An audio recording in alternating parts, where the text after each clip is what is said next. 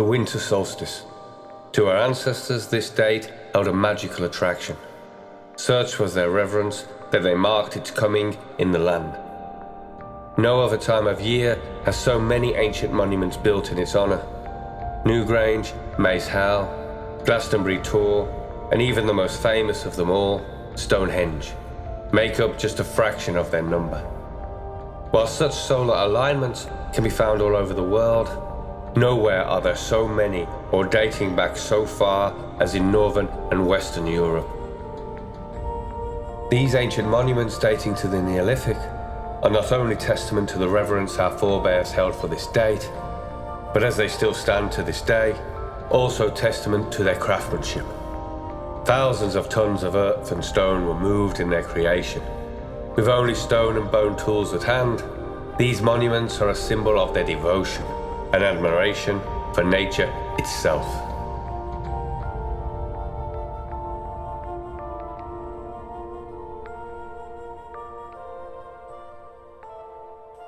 From our vantage point, we can only imagine the spectacle of ceremony that took place at such sites. At Stonehenge, we have evidence of thousands of folk arriving from places all over Northern Europe to celebrate the majesty of this night.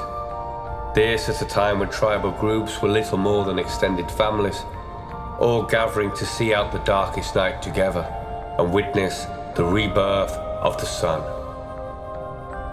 As it is a birth, we also find evidence of the mother. From the work of Bede, we get mention of Modronit, or Mother's Night. Although Bede places this on Christmas Eve, it is not unreasonable to assume that in pre-Christian times, this would have been the day before midwinter, or even midwinter itself. Before the sun would have been seen on land, it would first peek out from the great oceans, again giving us omen of the birth. The sea here being akin to the amniotic waters. For half a year, the world had slowly been devoured by darkness. For our forebears, who were sustained mostly by farming, this meant whatever they had harvested in the autumn was to a large extent all they had to see them through the coming darkness. With each passing day, not only did the darkness eat away at the light, but they ate away at their supplies. We struggle to imagine the sense of foreboding that must have come with this. Imagine looking into your children's eyes after a poor harvest, knowing what was to come, what they would have to endure, and not knowing if they would make it.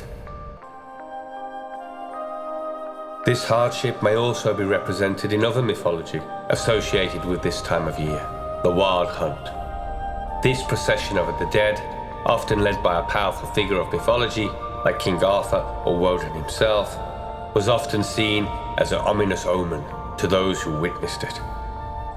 Given this event was said to occur in the dark of night in the middle of winter, only a man in distress or desperate state would be out in such inhospitable conditions.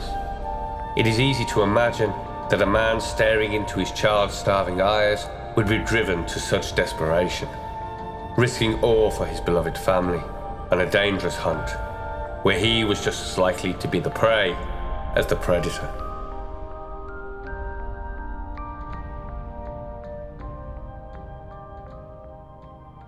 The symbology contained within this solar event, that of darkness, danger, and hope, is on a larger scale represented in our modern times.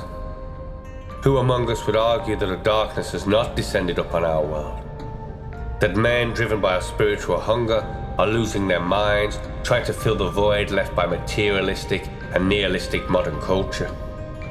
In this desperation, many have fallen victim to all manner of vices, falling deeper into the darkness of the spiritual abyss. Many of these may not see the sun's return, but there is hope. I see some men venturing out into the darkness, not lost, but with purpose. Driven by love, these men refuse to see their folk suffer, refuse to succumb to the darkness, to be corrupted by it, but to conquer it. Much like the Neolithic man looking into his child's eyes, they look into the eyes of their folk, and by their will make solemn oath, and refuse to allow their demise.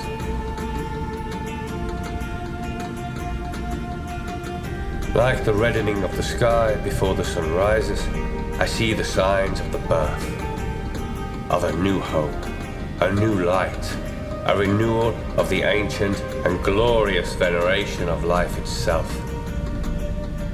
I see a new man dawning, ready and willing to start his ascent, to face his fears, his own darkness, and like the sun, drive it out.